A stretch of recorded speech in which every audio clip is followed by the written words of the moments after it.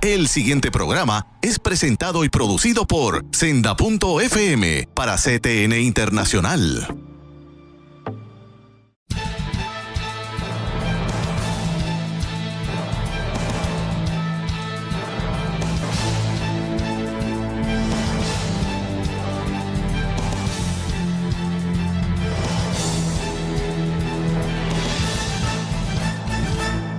Saludos amigos de Alerta Cristiano, que les habla Eduardo García Resach. Una vez más estoy con ustedes agradeciéndoles su patrocinio, agradeciendo que abran las puertas de sus hogares para escucharnos en un programa más de Alerta Cristiano.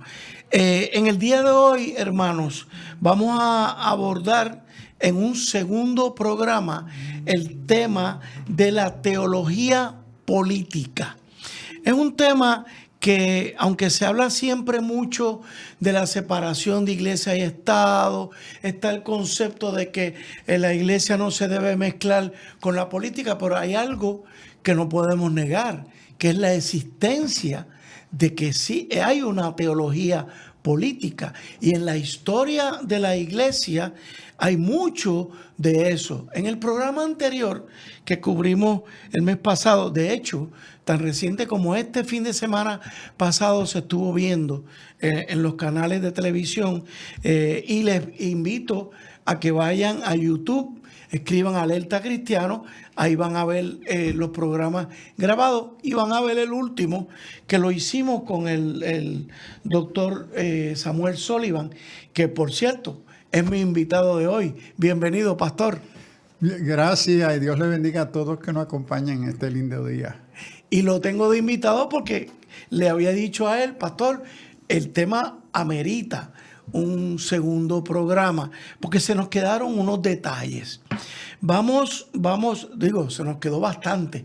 Es un tema que realmente en uno o dos programas no lo podemos cubrir, pero queremos resaltar algo muy importante, que son las distintas visiones que ha habido a través de la historia de la iglesia sobre la teología política. Vamos a comenzar con la palabra de Dios. Y me refiero a Mateo capítulo 22, versículo 20. Jesús les preguntó, ¿a quién pertenecen la imagen y el título grabado en la moneda? Al César, contestaron. Bien, dijo Jesús, entonces den al César lo que le pertenece al César y den a Dios lo que pertenece a Dios. Con esta porción bíblica nos embarcamos el pastor Sullivan y yo a abordar un tema que en muchas ocasiones trae mucha controversia en el seno de la iglesia, diferencias, ataques, unos que sí, unos que no. Y de hecho, le estaba comentando al pastor Sullivan que preparándome para este programa, recordé que yo tengo un libro que valoro mucho y aquellos de ustedes que quieran meterse en esa área, es un libro de un teólogo, Wayne Grudem, Politics According to the Bible. Es muy interesante el libro porque cualquier tema que ustedes vean en la política hoy, él lo aborda, pero lo aborda desde la perspectiva bíblica. Y eso es lo más interesante. Entonces, le estaba comentando al pastor Sullivan que él, en la introducción del libro, dice que a través del libro, él pretende abordar unos conceptos que él cree que han sido abordados por la iglesia de manera equivocada, por la iglesia y en el mundo. El primero, que el gobierno debe empujar, obligar a la religión. 1. 2, que el gobierno debe excluir la religión, rechazarla. 3, que todo gobierno es demoníaco. 4, que la iglesia debe concentrarse en el evangelismo y no en la política. Y 5, que la iglesia debe concentrarse en la política y no en el evangelismo. Fíjese, son 5 posturas. ¿Qué usted cree de eso, pastor? Bueno, interesante. Primero, además de decir, Wayne Grudem es un teólogo evangélico muy respetado. Es probablemente el texto de él en teología sistemática. Ajá. Es el texto más utilizado en los seminarios evangélicos en los Estados Unidos. Qué bien. Entonces es un hombre muy respetado y un autor de un sinnúmero de obras muy críticas. Y creo que sí, yo creo que estas posturas representan las opciones, y estas son opciones polarizantes, que el gobierno debe de promover. La religión. La otra es contraria. Lo único que tiende a ser más singular para él es la tercera postura, que toda política o sistema es demoníaco. ¿Ve? Entonces otros hoy dirían que no. Ajá. Yo no soy de esa opinión, pero otros dirían que no, que las expresiones políticas son expresiones de las diferentes manifestaciones del reino. Porque Dios es Señor sobre todo. Entonces, pero sí estoy en acuerdo en mucho de lo que él plantea en estas 5 posturas. Hay una sexta que la vamos a guardar para el final. Sí, pero que sí, yo creo que es interesante ver cómo y entender el por qué el rechazo o el apoyo. ¿Por qué el Estado el Estado no debe de apoyar? Especialmente ese primero es muy relevante para el momento que estamos viviendo, porque él lo rechaza, que el gobierno debe estar envuelto, o la iglesia envuelta en la política. Ahora, él escribe ese libro en 2010, Ajá. antes de todo el fenómeno de Trump y la mega. Entonces, a donde lo que se quiere hacer, la iglesia evangélica quiere utilizar el medio político para establecer el reino de Dios en los Estados Unidos, restaurarlo. Creo que es un error. Eso es una postura. Es la postura contra cual Grudem asuma que no es bíblico. Que no es bíblico. La tarea de la iglesia no es establecer estructuras políticas, porque ya la estructura ya está establecida, se llama el reino de Dios. Correcto. Y no se establece por ninguna organización humana fuera de la misión y vida de la iglesia. Dicho todo esto, pastor, vamos a entrar porque obviamente, históricamente, sobre todo en los comienzos de la iglesia, se destacan 3 escuelas de teología política. 1, la que giraba en torno al tema de la cristiandad. 2, la anabaptista. Y 3, la de los 2 reinos. ¿Qué usted nos puede decir? Obviamente, hermano, no vamos a cubrirlo en extenso, porque nada más que con Agustín, el que conocemos como San Agustín, el de las confesiones, que escribió La Ciudad de Dios, eso es un libraco bien profundo. ¿Qué nos puede decir, pastor? Bueno, es interesante que las 3 escuelas o 4 escuelas están limitadas a la época de los padres de la iglesia. Los comienzos. O en sí se extiende, porque cuando se incluye a Tomás de Aquino y la Suma Teológica, Suma contra Gentiles, sus grandes 2 obras de San Tomás, Tomás de Aquino, en la Universidad de París, se extiende desde la época de los padres, que estamos hablando del quinto, cuarto, tercer siglo, hasta el siglo XII. Cuando se escribe la Suma de Tomás, entonces hasta la época medieval. Entonces sí abarca, y ese es el mundo a donde la iglesia se identifica muchísimo con el tratado con Constantino, a donde después del concilio de Nicea, 314, que es cuando Constantino reconoce la iglesia como una expresión legítima, libre, a donde la iglesia le va a reconocer al gobierno, al Estado, el derecho de gobernar como representantes de Dios. Pero interesantemente, pastor, también en esa época también la iglesia empieza a ser como a gozar del poder político. Sí, y pensó de un historiador llamado Thomas, que él dice que mirando a lo positivo, que bien lo hicieron, siendo excluidos, cómo ahora se introducen para los propósitos evangelísticos. Claro. Okay. Que es la estructura al cual el pueblo responde y conoce. Entonces la iglesia temprana va a asumir las estructuras del Estado de Roma, ¿ves? Y ser una expresión de apoyo del Estado de Roma. Entonces ahora que ahí se le fue la mano y cuántos abusos y paganización ocurrió, seguro que sí, pero en el otro lado fue el medio de tener una mayor entrada y transformación de la cultura greco-romana de su época. Entonces hay lo positivo, lo negativo, y tenemos figuras como Agustín, gran, y tengo que reconocer y resaltar que lo que la Iglesia Católica llama San Agustín de Hipona, obispo de Hipona. Es Agustín. Y Tomás de Aquino, el San Tomás. Ambos eran y fueron teólogos cristianos de la Iglesia Católica, pero no romana. Ajá. Ellos no eran católicos romanos. Es todos siglos antes de la Iglesia ser romana. Entonces, ellos son representantes de la gran tradición de la Iglesia. Okay. ¿Ve? Y eso para mí me incluye a mí como pentecostal. Claro. Y su pensamiento. Y yo creo que como ellos, gran pensadores, filósofos y teólogos, responden a la realidad como en la ciudad de Dios.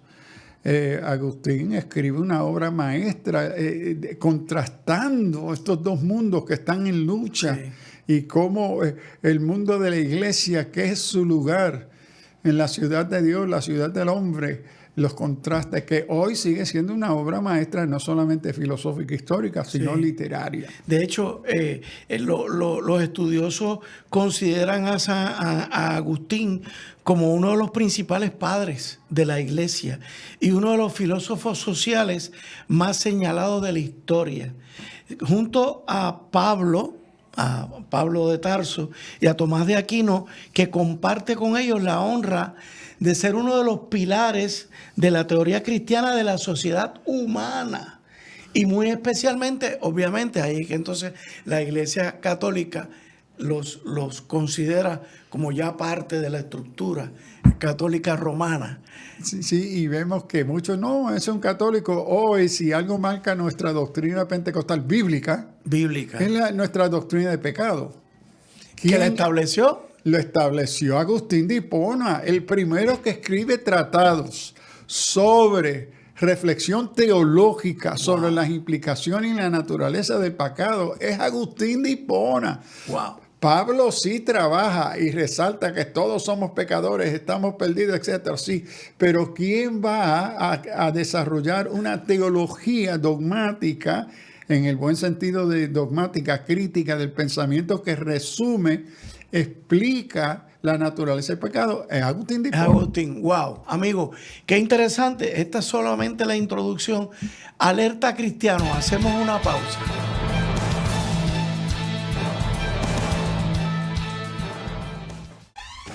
La mayor selección de música cristiana.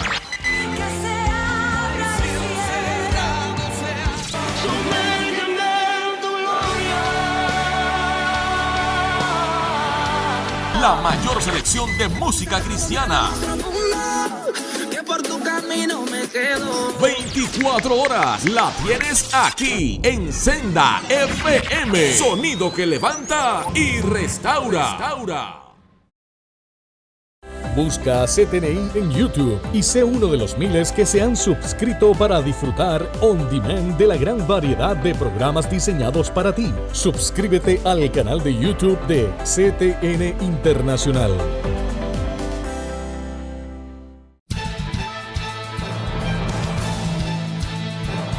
De regreso con ustedes, amigos de Alerta Cristiano. Luego de esa introducción, yo quiero formularle unas preguntas al pastor Sullivan sobre, dejando atrás esta cuestión de los años, los siglos primarios y tratando de venir a nuestra época. Pastor, ¿ha creado el cristianismo una doctrina política? Diría sí y no. Sí, ha creado una gran diversidad de teologías políticas. Ok. No en el sentido que no en el singular. Es decir, que no la es iglesia no es una. única. Hay una gran variedad de interpretaciones de la relación de la política con la fe. Entonces, ahora la iglesia reconoce, y aquí iglesia con mayúscula, universal, reconoce que estando en el mundo, nosotros somos impactados por la estructura política que existe en nuestro entorno. Y que tenemos como iglesia, desde una perspectiva bíblica, tenemos una tarea, yo llamaría profética, de anunciar el evangelio ante la estructura política existente, anunciar las buenas noticias del reino y, el otro lado, no solamente anunciar, denunciar. La injusticia, etc.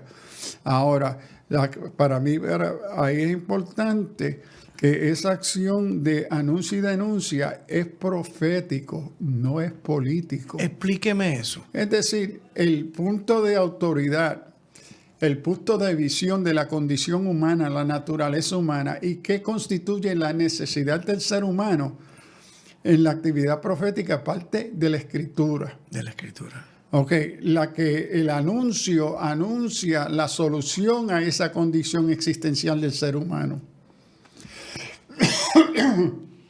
Entonces, la denuncia la ausencia de justicia, de paz, de gracia, de misericordia, etc. Okay.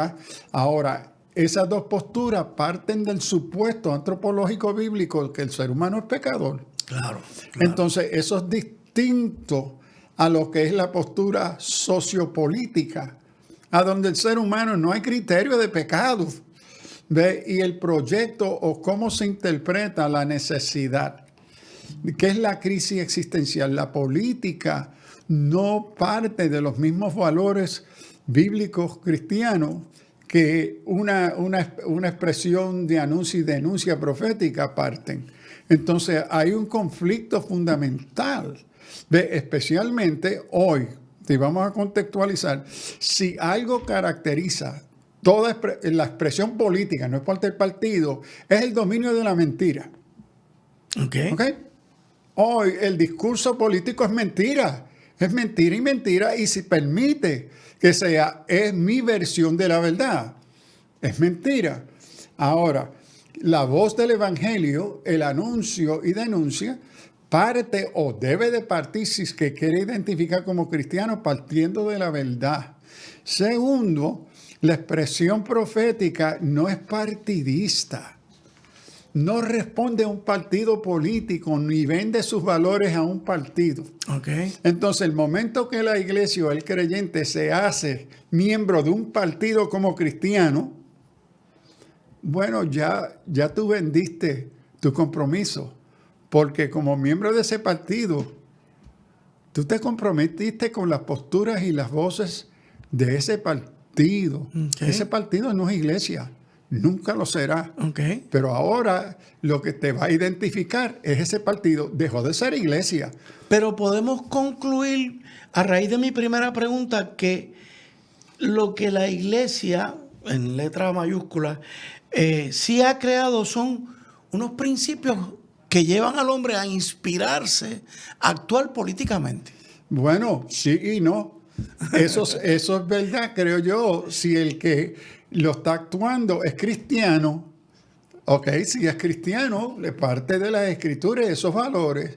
Correcto. Entonces, su visión de mundo, su cosmovisión de la relación social, cultural, política, que se llama política, los asuntos del pueblo, parten de ¿qué? De los criterios y los fundamentos bíblicos.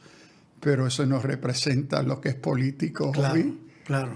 La visión política es totalmente contrario a esa postura. O sea, que es desde el punto de vista suyo, es perfectamente legítimo para usted que un cristiano se envuelva en la política partiendo de sus principios cristianos. Es que si es cristiano no debe haber otra opción. Correcto. El hecho que haya una opción es el problema. Correcto. Segundo es, y para mí esto muy mío y particular, una cosa es mi anuncio y denuncia cristiano ante la sociedad, entre las estructuras sociopolíticas, la cultura, etcétera. Otra cosa es hacer eso desde el punto de vista de mi partida como creyente en el mundo.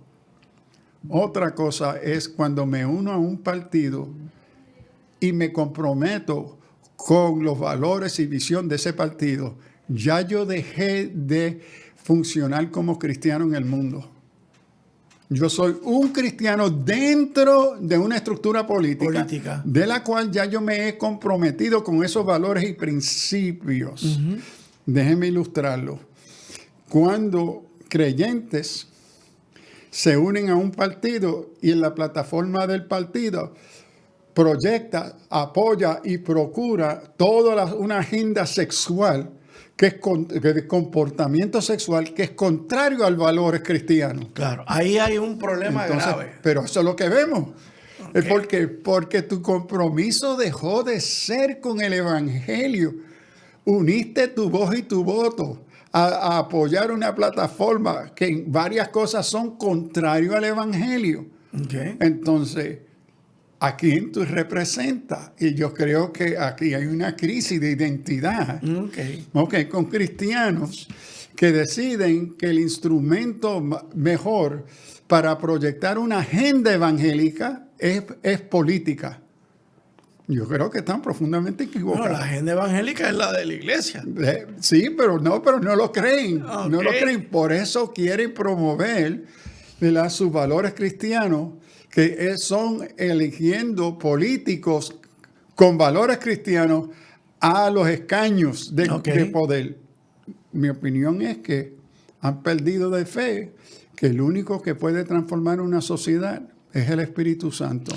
Ningún político o estructura podrá lograr ese fin, porque ese es el fin de la misión de la iglesia. O dicho de otra forma, pastor, el hombre cambia de adentro para afuera. Uh-huh. O sea, la política te puede cambiar de afuera para adentro. La política causa unos cambios. Se provocan unos cambios en un país, pero el cambio trascendental es el del hombre. Bueno, por eso es que todo partido y proyecto político tiene una visión escatológica. Su razón de ser se dirige hacia un fin. Correcto. Entonces tenemos que preguntarnos como creyentes, ese fin, ese interés de ese partido, ¿está en armonía y refleja los valores escatológicos del reino de Dios? ¿Es capaz de imitar o desplazar la visión bíblica del reino de Dios? No debería. No, jamás. No debería. Jamás. En eso estamos de acuerdo. Entonces, estamos uniendo, ¿verdad?, los recursos de la iglesia, del creyente, a estructuras escatológicas, proyectos políticos de utopías humanas que rechazan y desplazan la autoridad de la palabra. Porque creyendo, no creemos que es el Espíritu Santo que transforma la sociedad del individuo. Ahora, como ciudadano, yo debo de expresar mi voto, claro, sin duda. Claro. Y educarme y formarme. Exacto, seguro. Pero eso es muy distinto de ser miembro de un partido militante y lo hago porque soy cristiano. Yo creo que hay unos conflictos éticos, teológicos, fundamentales. Sobre los cuales hay que caminar con mucho cuidado. Mucho cuidado. Le tengo otra pregunta que se va a otro ángulo. ¿Podría decirse que la política es una dimensión de toda la teología? Bueno, sí, en toda teología tiene que tener por su naturaleza un aspecto político. Es decir, si estamos viviendo en este mundo y la tarea teológica es una respuesta bíblica al contexto, la realidad sociohistórica política que vivimos, nuestras posturas, interpretaciones y aplicaciones bíblicas tienen grandes implicaciones políticas, porque se dirige al mundo. El mundo vive y existe en un mundo político. Okay. Entonces, eso seguro, no puede escaparse de expresar unos principios y valores políticos. Le tenía una tercera pregunta, pero yo creo que ya me la contestó. ¿Debe un cristiano tomar en serio la teología política? Bueno, yo tendría se que... cae de la mata. Bueno, no, es que se tiene que definir qué es teología política. Okay. Porque en cierto sentido... Estar embebido de estas cosas que estamos hablando, conocer la historia de la iglesia. Yo no la llamaría teología política, no, yo la llamaría teología cristiana que responde a la realidad social de nuestra cultura. Porque me parece a mí es dos polos opuestos. Teólogos es referente a Dios. Politik, según Aristóteles, es la sociedad, el ser humano. Entonces, la más inclusiva es teológica porque es Dios en relación al mundo. Pero la política no. La política tiene poco que ver con Dios. Tiene que ver con la naturaleza de deidad del ser humano. Pero para un cristiano la política debería tener que ver con Dios. Para un cristiano debe, pero de nuevo es... Porque mi otra pregunta es, ¿cuán fuerte ha de ser la base teológica para sostener el que un cristiano se envuelva en la esfera política? Bueno, el problema... O yo puedo ser un cristiano ñángara. Bueno, perdóneme la expresión. Mi experiencia ha sido, a través de los años, tanto aquí en Puerto Rico como en Nueva York, en mi familia, mis hermanos eran políticos era que la gran mayoría de cristianos envueltos por políticos eran analfabetos bíblicos. Ok. Ahí entonces podríamos hablar más ahorita, pastor, de que parte del problema es ese, que hemos dado un mal testimonio. Porque entramos sin ser un cristiano, no me gusta usar la palabra fuerte, un cristiano maduro. Es la palabra que la Escritura usa. Si yo soy un cristiano maduro y decido entrar a la esfera política, eso es otro asunto. Ahora, si soy un niño de leche... Bueno, el asunto es que Pablo, escribiendo a los Gálatas en sus otras cartas, dicen, bueno, con todos los años que ya ustedes tienen y siguen siendo niños, que es tiempo que ustedes ya hayan sido maduros. Es decir, tristemente medimos muchas veces la madurez del creyente, del líder cristiano, con los años que tiene en el ministerio, y no con los años que ha sido pastor, y no la madurez formada por la palabra en la vida de ese creyente, donde se tiene que manifestar entonces esa madurez con el fruto del Espíritu. Wow, pastor. Amigos, no se vayan porque vamos a abordar ya mismito los aspectos que deben considerar aquellos hermanos que son pastores y que de alguna u otra manera están envueltos en la política. Alerta cristiano.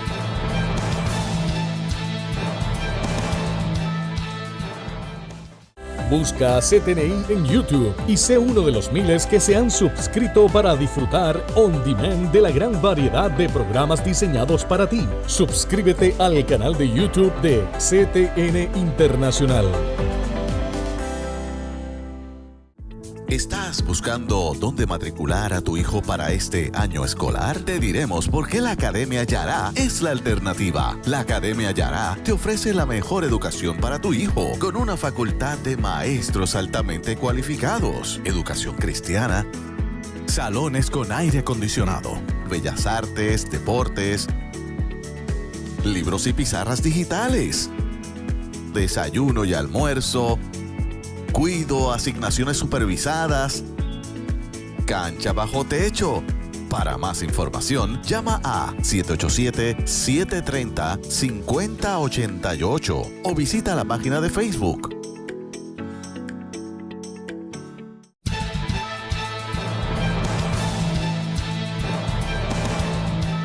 De regreso con ustedes, amigos de Alerta Cristiano, ya en el tercer segmento del programa. Y ahora vamos a entrar en unas consideraciones.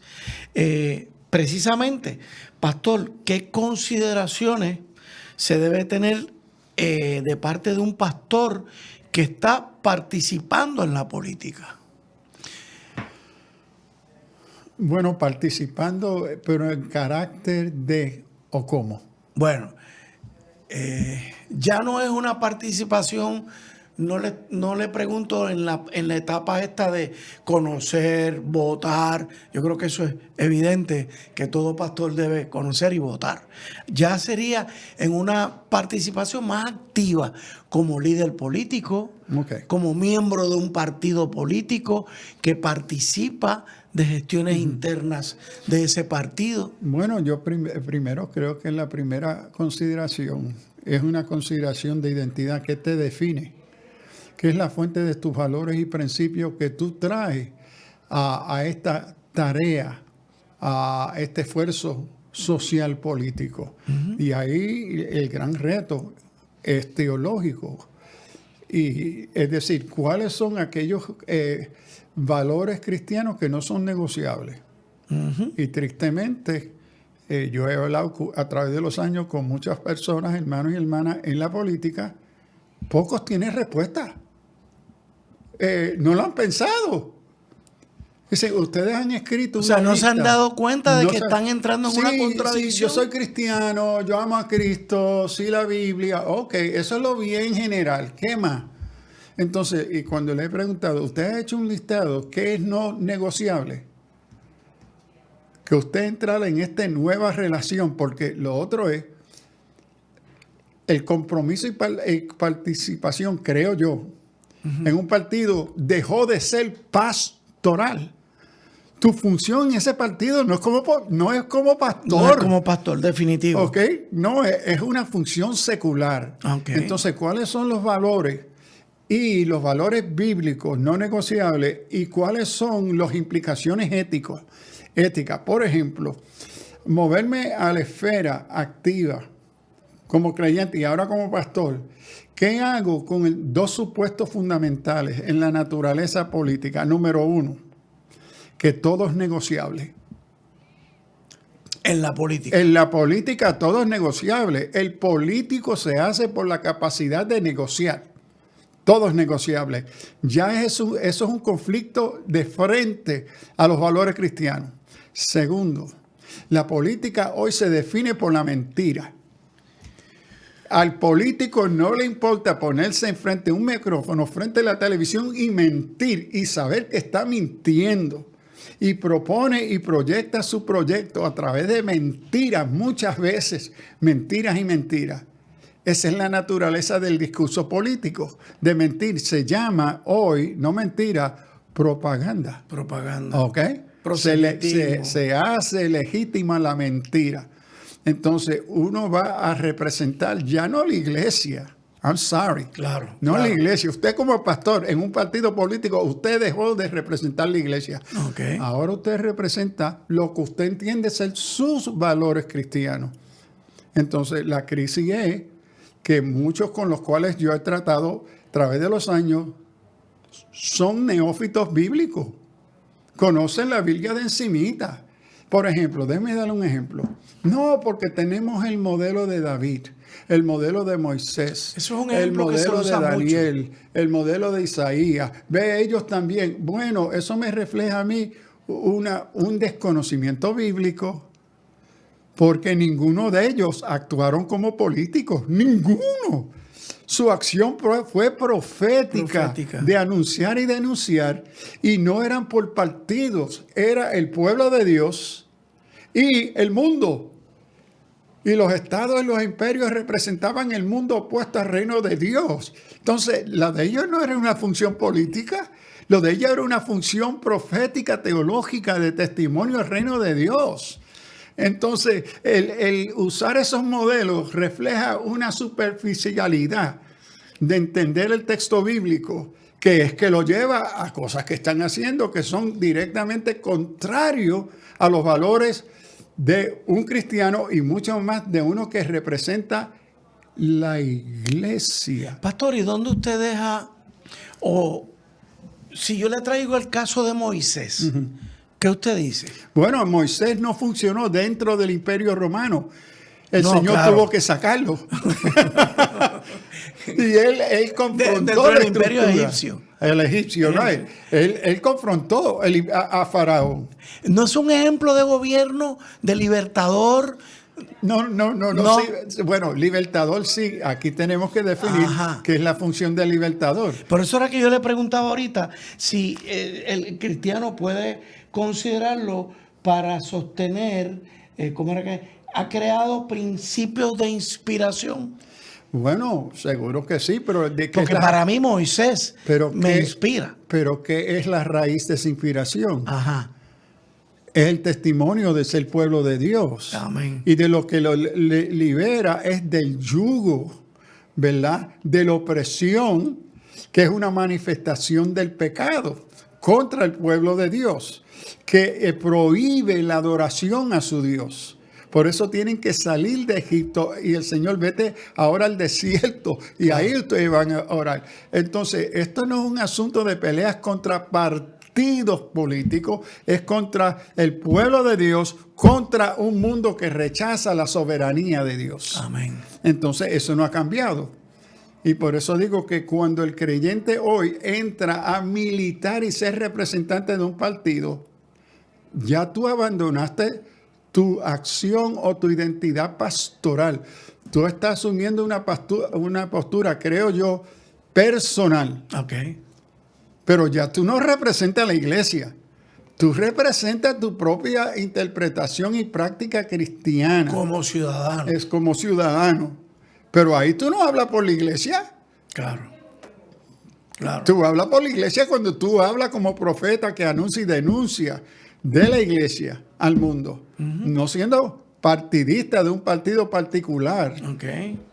Y una consideración de su rol pastoral. Es decir, este pastor pastorea una iglesia y además es líder de un partido político. ¿Qué contradicción, si alguna, usted puede ver o qué señalamiento usted tiene en ese aspecto desde el punto de vista de la teología política? Primero, que al hacer eso, usted ya ha perdido gran parte de su congregación. ¿En qué sentido, En el pastor? sentido que nuestras congregaciones representan todos los partidos. Hay gente de todos los partidos. De todos los partidos. Yo creo lo que yo he visto en nuestras iglesias, en la mayoría de los casos, son la mejor representación de la voz del pueblo. ¿Por qué? Porque representa la gran diversidad política del pueblo. Pero entonces cuando el pastor se identifica con una postura, ya construyó una división con el resto de la congregación que no comparte esos compromisos políticos que él representa. Entonces ha abandonado su responsabilidad pastoral y más que todo la confianza pastoral, especialmente Puerto Rico, a donde todo es tan politizado, partidista. Hay un peligro. Entonces un peligro grandísimo. Y yo estaba con una de mis sorpresas cuando llegué a Puerto Rico conocí congregaciones casi enteras de un partido y lo que se me informó, no, esas congregaciones de pastor son de esos partidos. Si usted no es de ese partido, raramente van allí. Sí. Se van a otra iglesia. Entonces la iglesia la han convertido en un partido político. Pero no hay duda, pastor, de que la historia puertorriqueña nos muestra específicamente dos tendencias de partidos políticos que cultivaron una relación con la iglesia, con los pastores. No quiero decir la iglesia con letra mayúscula, que cultivaban de aquí y de allá, sonsacaban, tentaban, hacían ofrecimientos. Bueno, exacto, la tentación, y qué triste y qué escándalo para la iglesia que compraron los pastores. Te vamos a dar, te vamos a dar, te vas a dar, indicando que su vida y su identidad como iglesia es insuficiente para responder a sus necesidades e intereses. En ese sentido, entonces caemos en el punto de una enorme dificultad que ese pastor va a tener el día que se tenga que parar de frente al gobierno a denunciar, a anunciar y a denunciar. Que no lo puede hacer, ya se hizo partidista. En las campañas ahora se me olvida, el que corrió para presidente, que ahora lo quieren colgar, Giuliani.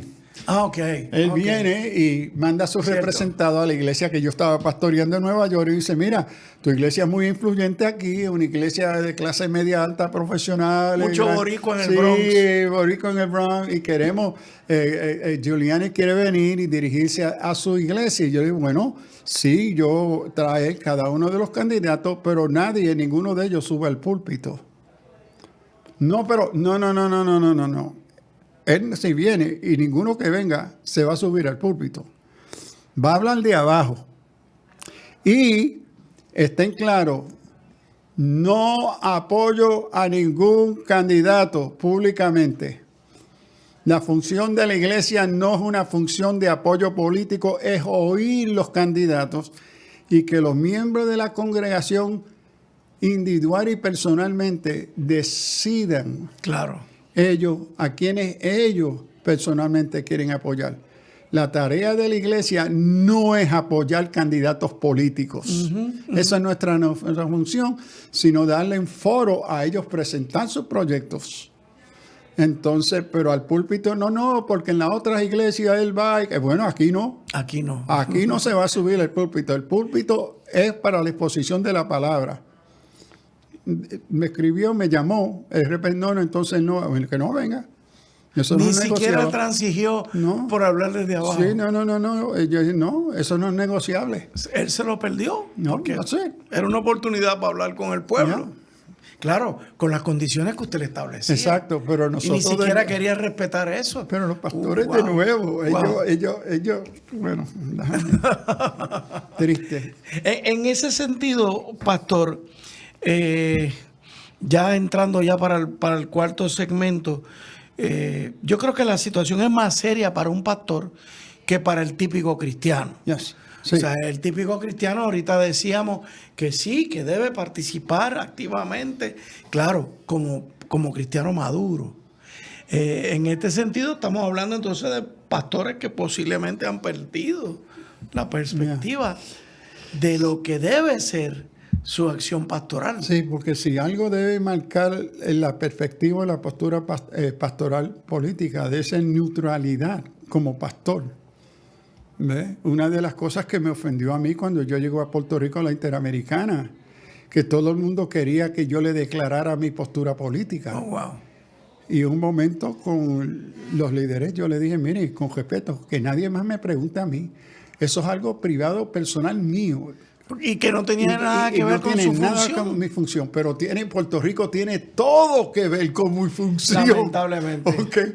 Entonces, y todavía hasta el día de hoy, en Puerto Rico, yo no me identifico con nadie en la iglesia, en la comunidad, con mis preferencias políticas. Claro. Eso es algo muy personal. Claro. Y como ministro de la palabra, el pastor, yo tengo que mantener ante la función neutralidad. Ahora, no soy neutral en los temas de justicia. Correcto. Porque eso me llama Exacto. Esa es mi tarea profética pastoral. Claro.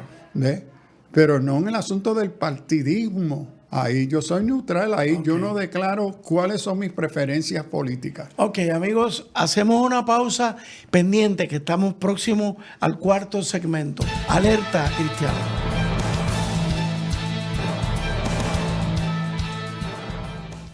Busca CTNI en YouTube y sé uno de los miles que se han suscrito para disfrutar on demand de la gran variedad de programas diseñados para ti. Suscríbete al canal de YouTube de CTN Internacional. La mayor selección de música cristiana.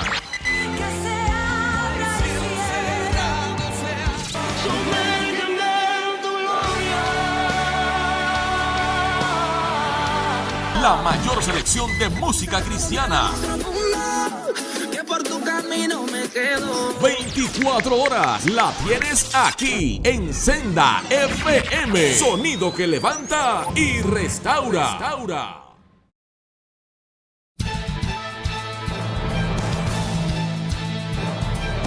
De regreso con ustedes, amigos de Alerta Cristiano, ya en la postrimería del programa. Pastor, me queda el aspecto, hay unos aspectos todavía que debemos considerar a la hora de que un pastor participe en política. La participación de la comunidad. ¿Qué aspecto, cómo usted entiende que el pastor tiene que tener cuidado o qué consideración debe ejercer? Del impacto, la discreción que debe utilizar del pastor en la comunidad. Correcto. Bueno, yo creo de nuevo, ahí el pastor o la pastora tiene que preguntarse, ante mi relación con mi comunidad, ¿a quién yo represento? ¿Qué tarea estoy desempeñando? ¿La de pastor de esta comunidad o la voz política de esta comunidad? Correcto. En relación a mi partidismo. Entonces, yo creo que la tarea pastoral bíblica es cómo el pastor dirige, orienta, capacita a la congregación creyente a mirar cuáles son esos valores cristianos y cuál es la naturaleza y la condición de nuestra comunidad que requiere, primero, que necesitamos seguir anunciando las buenas nuevas, evangelismo. Porque la condición fundamental existencial es pecado. ¿Okay? Ahora, ¿cuáles manifestaciones de ese pecado? De pecado se está manifestando en forma de injusticia. Ahí la iglesia como comunidad tiene un lugar importante de impactar con el anuncio y la denuncia de la presencia de injusticia. Ajá.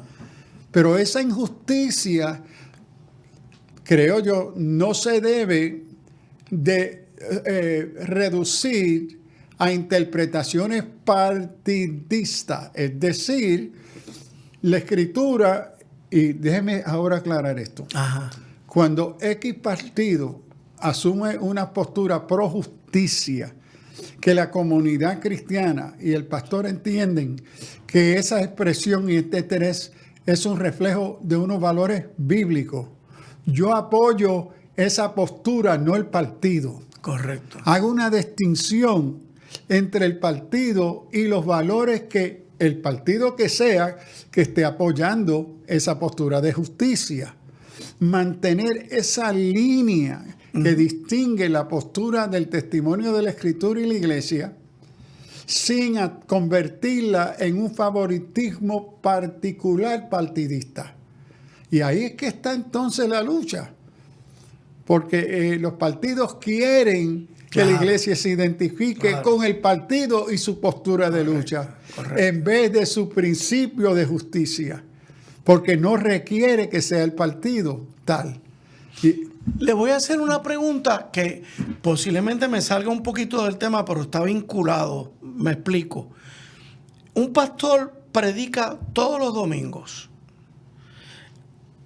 Y usted me puede decir, bueno, cada pastor tiene su estilo. Cada pastor utiliza o no utiliza los asuntos del mundo en sus predicaciones. A mí nunca se me olvida, siendo yo católico, al padre Terenza, que yo siempre honro, que él predicaba y nos traía ejemplos del periódico de la semana. Y nos educaba, nos ilustraba. Pero esto es lo que plantea el periódico, la noticia, y esto es lo que plantea nuestras creencias cristianas, la Biblia. Es una forma, no voy a decir partidista, pero es sí político, en tanto y en cuanto trae un issue del mundo. Sí, y ahí hoy yo haría una distinción que el carácter del periodismo hoy es muy distinto en contenido y propósito del periodismo de 25 o 30 años atrás. Correcto. Entonces hoy yo leo los periódicos con pinza. Con una lupa bien grande. Porque lo que veo es que cada periodista está representando unos valores políticos partidistas. Pero entonces, pastor, con más razón, el buen pastor debe tratar de ayudar a su feligresía a discernir. Pero ahí es que está la tarea y ahí es que está el problema. Discernimiento. La acción necesaria del discernimiento de la palabra ante el mundo que vivimos, requiere conocer las Escrituras y trazar esa escritura con respeto, con entendimiento, con conocimiento. Y el problema es que ante una gran presencia inalfabeta, que conoce la escritura de encimita, entonces los recursos que tiene para esa acción de discernimiento es sus experiencias y sus emociones. Y lo más fácil para manipular en el mundo político son sus experiencias y tus emociones. Claro. Entonces la crisis de discernimiento es la crisis del desconocer con seriedad, de forma crítica, bíblica, exegética, histórica, el texto que define y dirige mi vida, que es la fuente de mi voz de anuncia y denuncia. Entonces aquí no se puede escapar del púlpito, ¿verdad? Cómo se relaciona y se contextualiza la verdad de esa palabra en el mundo. Ahora yo creo que se hace ilustrando. Mire, tenemos esta crisis de justicia. Mire un caso cómo esto se manifiesta. Yo no tengo que convertir eso en un asunto partidista. Estoy mirando al ejemplo de la ausencia de injusticia. Entonces, es la tarea del anuncio, es también denuncio. Correcto. En ese sentido, pastor, es como si le estuviéramos devolviendo la pelota a la iglesia. Yes. Si cada semana la iglesia se dedica a profundizar en la problemática del mundo a la luz de sus principios, entonces no tendríamos que tener tanta política barata en el mundo. O sea, estaríamos levantando un pueblo mucho más educado en los conceptos bíblicos. Más sabio de decir, no, a mí este político no me engaña. Este político me está mintiendo o está manipulando la verdad, porque eso no es lo que dice la palabra de Dios. Entonces, me duele tener que reconocer que entonces la iglesia está fallando. Bueno, el fallo se manifiesta de forma palpable, que repetidamente oigo esto de pastores, y no importa qué concilio, qué denominación sea, el servicio menos asistido en nuestras iglesias es el estudio bíblico y el de oración. Wow. Y entre los que se desaparecen en el estudio bíblico y la oración son sus líderes. Entonces, si ¿por qué? Porque se creen que ya lo saben todo. Es que para ellos de veramente no creen que la escritura es palabra de Dios, no lo creen. Uy. Eso es una retórica evangélica hoy. Uy. Entonces no lo creen. Entonces uno puede ser líder de la iglesia local y nunca asistir a un estudio bíblico. Ser un iletrado bíblico porque eres buena gente, tienes buena personalidad o hasta predicas bueno, tú vas a ser el pastor o la pastora. Tú vas a ser líder porque tú le caes bien o tú cantas, tú eres músico, todas estas condiciones. Y lo que no se trata es qué prioridad tiene el estudio sistemático de las escrituras en la vida de este creyente. Claro. Y el testimonio es que no se aparecen. Y uno de los tristes modelos de esto es, típicamente cuando yo llego a una iglesia el domingo, casi siempre llego durante el tiempo de escuela bíblica, ¿a dónde está el pastor para recibirme? En la oficina. No está en la escuela bíblica, ni está enseñando. Wow. ¿Y qué modelo lo está enseñando a la iglesia? Que la Biblia no es importante para mí, no es una prioridad. Yo tengo que estar en mi oficina el domingo por la mañana, en vez de estar enseñando, si preparé maestro, sentarme en el salón para escuchar a ese maestro, para aprender de ese maestro también. Ni modelo de estudiante de la palabra, ni modelo de proclamador de ella. Entonces, ¿y qué está haciendo muchas veces tristemente el sábado? Preparando el mensaje para domingo. O está en la oficina el domingo porque todavía no ha preparado el mensaje para domingo por la mañana. Wow. Un desastre, un desconocimiento, el compromiso con la palabra. Pastor, se nos termina el tiempo y le tengo una última pregunta. ¿Qué hace un cristiano que está en un partido político que se encuentra en una encrucijada entre seguir en ese partido o sacrificar sus principios fundamentales cristianos? Bueno, yo creo primero tiene que procurar con discernimiento la dirección de Dios para su vida. Eso es lo primero. Segundo, tiene que preguntarse a dónde en sí cae mi lealtad. ¿Qué es el criterio mayor? ¿Fidelidad a mi testimonio y vida como creyente o mi fidelidad a una organización que no sea iglesia? Y eso, el discernimiento, la convicción de la palabra y el Espíritu Santo en la vida de ese creyente. Porque ese mismo cristiano pudo haber negociado unas cosas, pero puede llegar al punto donde tenga que negociar otras más profundas de su fe. Es que si las negoció no fueron profundas. Claro. Es una contradicción. No. Si no es negociable, es profundo. Correcto. Hay unas que son negociables. El trato, cómo decir ciertas cosas. Sí, pero eso no van a los valores principales de la fe cristiana. Ok, cuando vamos a los valores de la fundamentales, como decir, pues el núcleo de mi creencia. No. Si llego aquí, ya ahí tengo que es decir, que cuidado. yo tengo que negociar la verdad.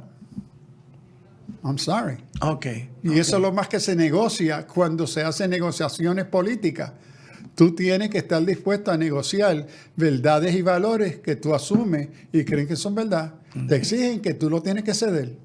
Amigos, como habrán visto, no es tan sencillo, pero esperamos que este programa, estos 2 programas que hemos dedicado al tema de la teología política, dígame, pastor. Será diciendo, miren, yo reconozco que esto es mucho más complejo de lo que podemos compartir. Claro. Y mucho, si no todo lo que he compartido, es mi opinión. Yo quiero respetar que hay otras opiniones de creyentes que las reconozco y que el problema es mucho más complejo. Pero al final, pastor, como decimos, por sus frutos los conocerán.